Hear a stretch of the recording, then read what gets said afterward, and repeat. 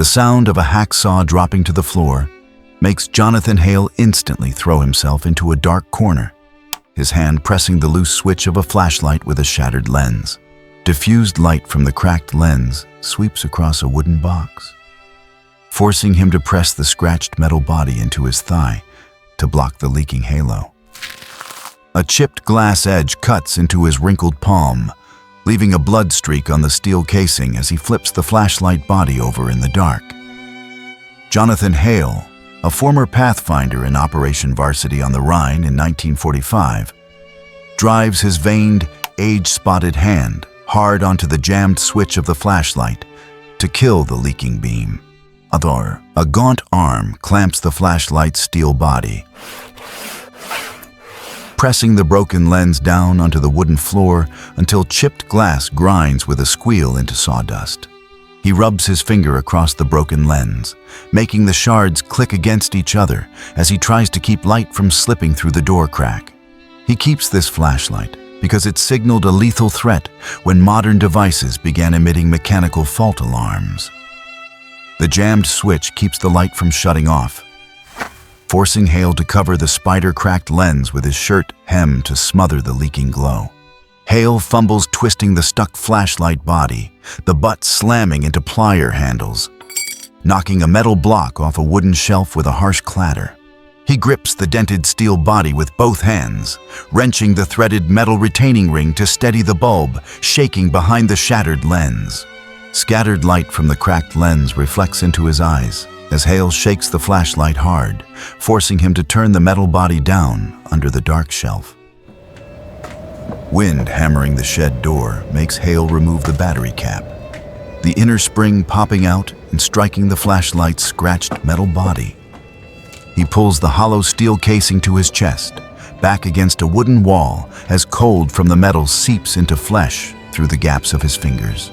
Hale presses the flashlight tight to his left chest to block the diffuse light, stops all searching movements, and folds into a survival-ready posture behind a wooden crate. In 1945, the east bank of the Rhine lay fully under German fire. The Allies launched Operation Varsity to break the last defensive line and push into central Germany. Operation Varsity begins under dense fog that hides ground landmarks. Red anti-aircraft tracer lines cut across the night sky, throwing flickering light into the already open door of a C-47. The transport engines roar and vibrate the metal deck, making parachute lines whip the fuselage with a sharp crack. The red signal light in the cabin flickers with turbulent air, clearly lighting mist swirling behind the tail. Jonathan Hale, in his 20s, a Pathfinder paratrooper with the U.S. Army paratroopers, is dropped ahead of the main formation to place guiding signals under German flak fire.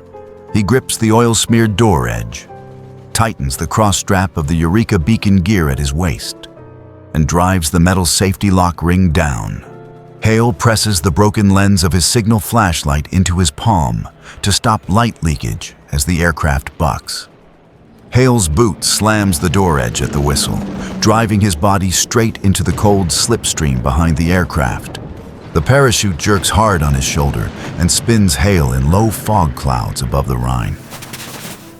Hale tucks his legs for landing, turning his shoulder toward the roof of a half-burned warehouse ghosting below. Hale's right arm clamps the Eureka beacon box, pressing the metal case to his hip to kill mechanical clatter during the drop. Hale's fingers squeeze the flashlight's scraped metal body, keeping the iron switch from slipping under wind pressure. Hale yanks the left riser, steering away from the wind, pushing toward the fast-running Rhine. A flare bursts in the distance, exposing burned warehouse roofs and black bomb craters beside the drop zone. Hale lowers his center, hits in a roll through wet mud, and pulls his knife to cut loose the canopy dragging in the wind. He drags the Eureka beacon behind a pile of collapsed bricks from the warehouse and lies flat in the mud. Hale uses his shirt hem to rub hard mud off the spider-cracked glass, revealing the signal bulb behind chipped glass. The beacon's metal casing taps broken brick with a small sound, making Hale instantly pin the device under his body to deaden it. Hale lies motionless, pressing the flashlight lens into wet mud as tracer fire sweeps the warehouse roof. The Eureka beacon emits a mechanical buzz, forcing Hale to press his palm tight against the casing to smother the sound. Machine gun muzzle flash from the dike sweeps the drop area, throwing white streaks across the flashlight's metal casing. Sniper rounds punch into brick above his head, blasting stone dust and metal fragments onto Hale's shoulders. Blast shock nearby nudges the flashlight switch toward on, forcing Hale to jam it back with his thumb. He locks the trigger unit with 2 fingers, keeping the chipped lens from throwing any light in the dark. Fog rolls in and blanks visibility as aircraft engines thunder directly overhead. Hale presses the flashlight tight into his jacket chest, freezing all movement as muzzle flash tracks close along the brick lip where he hides.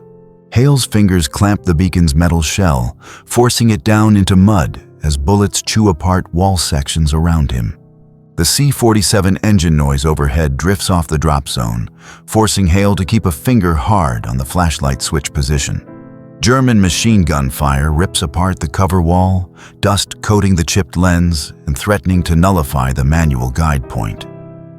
Hale holds his breath, covers the flashlight's shattered lens fully with his palm, and murmurs, "Hold position." German tracer fire shifts concentration toward the ruins of the half-burned warehouse. Hale crawls deeper into the dark zone of the broken brick wall to avoid machine gun flashes. The Eureka beacon scrapes across concrete, releasing a piercing metal shriek in the silence. A burst of machine gun rounds slams into wooden panels, igniting fine dust inside the dark space. Hale pulls the signal flashlight from his belt, thumb pressing hard on the loose switch to check it. The broken lens strikes the metal retaining ring, trembling with each nearby artillery blast. The C-47 engine noise fades from the drop zone, forcing Hale to crawl toward the wooden stair base. Hale shifts into a kneeling position, boot spikes sliding on an oil stain near the crumbling brick edge. His body hits the wall ledge, sending the Eureka beacon onto the floor with a long mechanical hum. He grabs his field jacket flap and wraps it around the guidance device to suppress metal vibration. A German flare explodes outside, throwing long shadows through holes in the warehouse wall. Hale stands frozen, spider-cracked lines on the flashlight lens reflecting flare light into his eyes. He squints as the sharp lens edge cuts lightly into his forehead, drawing blood. Infantry rounds pierce overhead wooden beams, dropping burning debris onto the device position. Hale crawls toward metal crates at the warehouse edge, dragging the heavy beacon across rubble. Friction between metal and stone produces grinding noise, forcing him to halt after each movement. Thick dust smoke makes the beacon slip from his grip, forcing Hale to lunge and clamp the casing amid whistling rounds. Hale wipes his sleeve across the flashlight lens, smearing mud through spider-cracked fractures. The flashlight switch pin slips deeper under weak spring tension, flashing a white beam for a split second.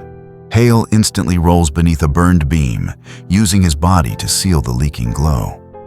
German shouted commands rise from the embankment, less than 50 meters from Hale's hiding place. Hale reaches for the beacon, touching the vibrating, scratched metal shell from brick impact. A mechanical whine from the beacon breaks the silence, forcing him to dive behind a large steel frame. A mortar round explodes on the roof, collapsing a large tile section beside the guidance beacon. Hale shields the device with his back, fingers gripping the dented flashlight body to find leverage to rise. Outside fog thickens, completely blocking the approach path of the next transport wave. Hale strains forward, pushing the device across broken tiles as red tracers whip overhead. Engine noise from the opposite direction forces Hale to shove the beacon onto the stair ledge. Hale lifts from cover, hand guiding the flashlight switch toward a large roof opening. The warehouse floor shudders violently, slamming the beacon into his knee as Hale presses against the burned stair edge, holding the device and flashlight under sweeping fire across the upper roof. A burst of machine gun rounds slams into the brick wall beside the Eureka beacon, spraying debris across the device casing. The mechanical whine of the beacon drops in tone as the device vibrates hard on concrete. A small spark spits from the beacon casing seam. Then the device dies, leaving only faint vibration in Hale's hands. Hale strikes his palm against the silent shell to check, but no signal responds. Fog closes in and fully blocks the overhead view toward the drop zone. Hale stuffs the signal flashlight into his jacket pocket, both hands gripping a burned attic beam. His spiked boots grind into charred wood, pushing his body onto the trembling, rusted tin roof. Wind lashes his face, driving glowing ash fragments into Hale's eyes. He presses flat against the hot roof ridge and pulls out the spider-cracked flashlight. A flare sweeps past, stretching Hale's shadow across the warehouse roof. German infantry fire tears through rusted tin sheets near Hale's feet. Hale wipes oil streaks from the spider-cracked lens with his palm. He raises the light toward the thunder of approaching C-47 engines. Hale's finger drives into the loose steel switch, producing unstable, flickering pulses. Light from the broken lens scatters into blurred halos inside the dense fog. A round strikes the tin beside his ribs, sending metal fragments into Hale's upper arm. Hale grips the scratched flashlight body tighter, maintaining the unstable flicker. Machine gun fire from the Rhine embankment concentrates on the single light source on the roof. Sergeant William R. Nolan, a U.S. Army paratrooper, lies near the burned warehouse edge 10 meters from the stair base and kicks a wooden crate toward the wall for cover. The crate hits brick and deflects the sweeping fire. Keep guiding the light. Brick dust and gun smoke rise around Hale, blurring the shattered halo. The lead C-47 drops altitude, its wing passing directly over Hale's head. Hale kneels on the shaking roof, one hand on a beam, the other holding the light steady. Heat jams the flashlight switch, forcing Hale to twist the metal retaining ring with both hands. A faint beam breaks through the fog as engines scream overhead. Another burst rips through the tin roof beside Hale, sliding him toward the steep edge. Hale hooks his boot heel into a rusted seam, stopping himself from falling into the fire below. His arm stays raised, the broken lens splitting light into dozens of crooked rays. German troops in surrounding emplacements reload and fire directly at Hale's exposed position. Hale clenches his teeth, his bleeding thumb still pressing the switch. Aircraft shadows pass through the scattered glow from the broken lens. A sniper round grazes his steel helmet, shattering another section of the flashlight lens. Light spreads in all directions, unfocused, yet still flickering toward the sky. The next C-47 roars through the fog, steering directly toward the trembling signal. Hale collapses onto the tin roof, his hand still gripping the burning metal body of the flashlight.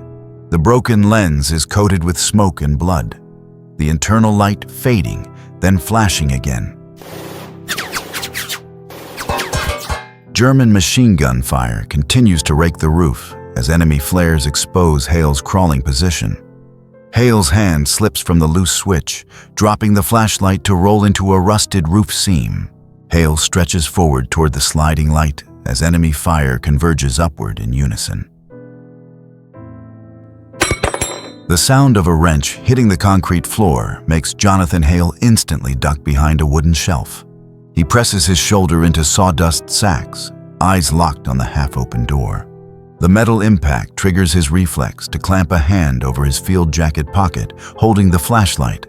Hale pulls out the spider-cracked signal flashlight and places it on the wooden table, scattering small screws. His thumb slides along the chipped glass edge, leaving a pale scratch on rough skin. Sunlight slips through the tin roof gap and reflects on the cracked lens, forming scattered halos on the storage wall. Hale uses his fingernail to scrape rust from the metal retaining ring of the flashlight lens. The steel switch is stuck midway, forcing him to twist the flashlight body to make the bulb flicker. Dim light from the broken lens spreads across the voltmeter face. blurring the glass numbers. A passing shadow at the door makes Hale instantly cover the cracked lens with his palm.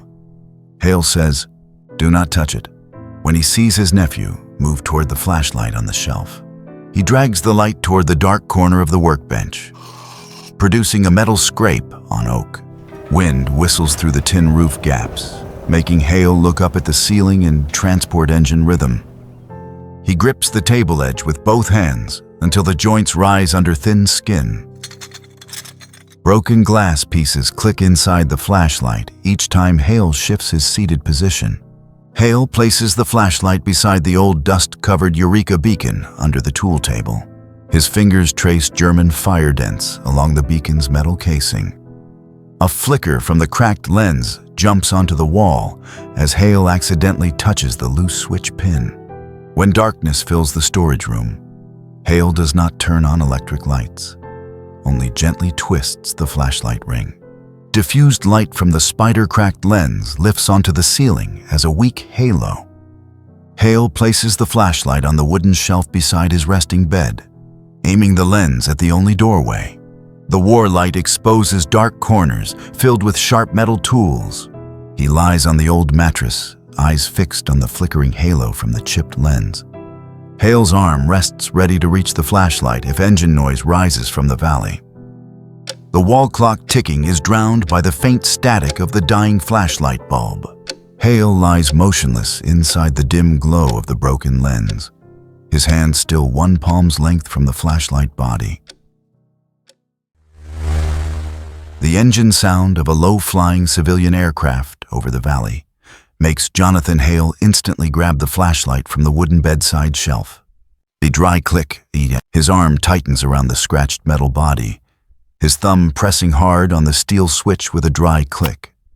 The spider-cracked lens releases a diffused halo, flickering unstably from loose battery contacts.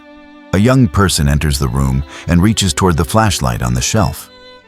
Hale jerks the device back to his chest, fingertips locking around the dented metal retaining ring.